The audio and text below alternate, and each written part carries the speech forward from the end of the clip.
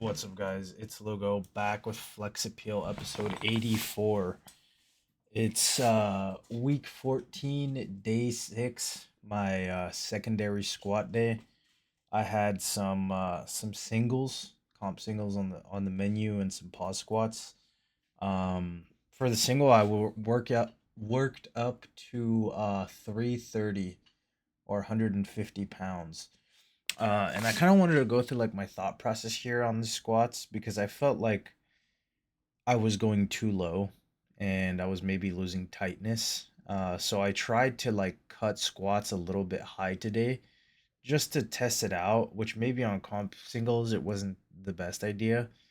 But on the pause squats it was like fine because I was trying it out, but I don't know if I like liked how they looked. I almost feel like I just feel stronger when I'm hitting that rebound because I pretty much like almost bottom out my squats all the time, you know? I hit the rebound pretty hard now. So I don't know. I mean, I think they were fine. I don't think they were bad squats. I think that they looked fine. I think maybe just a little bit more forward lean than I normally have, but as far as the speed, it was fast as it should be. It's still pretty light. So I'll take it for now. I'm just gonna make sure that I really nail it next time. This was my top set with 264, 120 kilos. Um, and honestly, yeah, it moved good. It was fast. I'm kind of not in love with my bar position right now. It's kind of like leaning to one side still. And I think that's just because I lose back tightness as the set goes on. And it's something that I just need to be more cognizant about because losing during your set is not good. Losing back tightness, and here really on back downs, I really tried to like cut depth, um, just to see, something that I was testing out on these.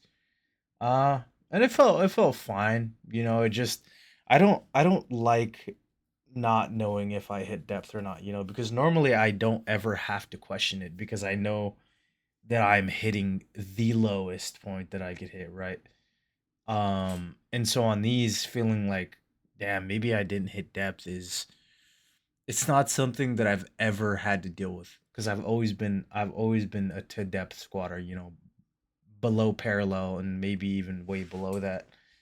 So I don't know. I think moving forward, I probably won't try to cut depth again. I feel like I also not only sacrifice position, but I lose strength because I've kind of built my squat up at this point to a point where I'm pretty decently utilizing the rebound at the bottom.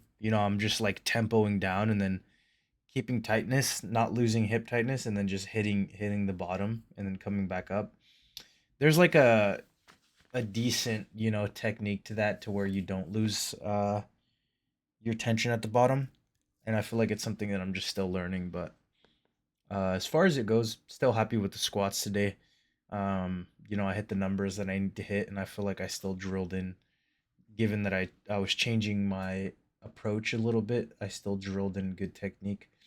Um, the accessories are all coming down. Like I can't really keep pushing these, and I shouldn't. So I've been stripping some sets from everything, um, and stripping the weight so as to not really cause more fatigue than I need to.